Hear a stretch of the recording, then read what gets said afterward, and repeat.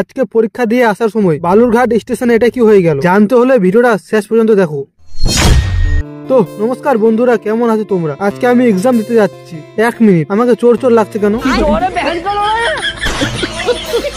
এখন দেখতে পাচ্ছ 4:30 বাজে আর আমি একলাই বেরিয়ে পড়েছি। হবিবপুরে এসে রাজের সাথে দেখা হয়ে গেল। তারপর সেখান থেকে আমরা মালদায় যাই। মালদায় 5:30টার মধ্যে ঢুকে পড়ি। তারপর আমরা বালুরঘাটের লাইনের দিকে যাই। মালটাকে দেখছো সকাল ধরে চ্যাটিং শুরু করে দিয়েছে, আর আমার তো চ্যাটিং করার মতো কেউ নাই, তাই দাঁড়িয়ে দাঁড়িয়ে ওর চ্যাটিং গুলো দেখছি আর ভাবছি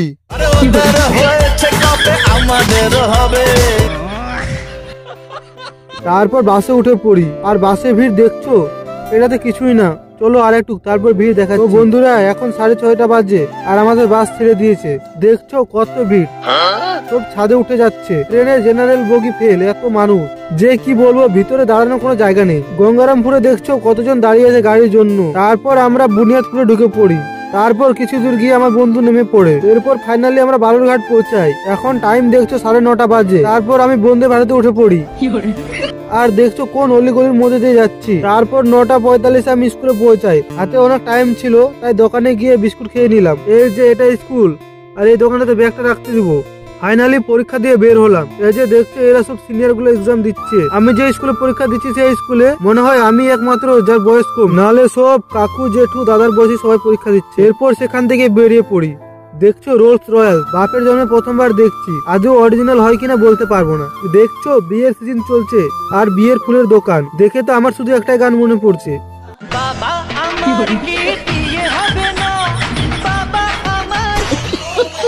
এই যে বালুরঘাট স্টেশন চলে আসলাম ট্রেন চালাতে। মানে আমি না ড্রাইভার, না পাইলট, না লোকো পাইলট, আরে যাই হোক একজন চালাবে। বাপের জন্য প্রথমবার আসলাম এই স্টেশনে। টিকিট কাউন্টারটা দেখো কত ভিড়। রাজ আগে চলে এসেছিল, তাই ওকে বলেছিলাম যে টিকিট গুলো কেটে রাখতে।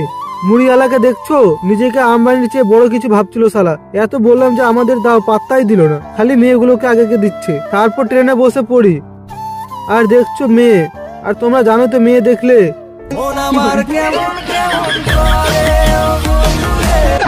তারপর আমাদের ট্রেন বালুরঘাট থেকে ছেড়ে দেয়।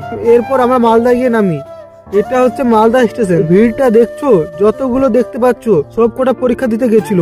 এরপর স্টেশনের বাইরে আসছি। দেখছো স্টেশনটা নতুন করে বানিয়েছে, পুরো এয়ারপোর্টের মতো লাগছে দেখতে, তাই আমি একটু হালকা করে ভিডিও করে নিলাম। এখন দেখছো প্রায় 5টা বাজে আর আমরা এখন রথ বাড়িতে আছি। তো টাটা বন্ধুরা, মোবাইলে চার্জ শেষ হয়ে গেছিল তাই আর ভিডিও করতে পারিনি। আর ভিডিওটা কেমন হয়েছে একটু কমেন্ট করে জানিও।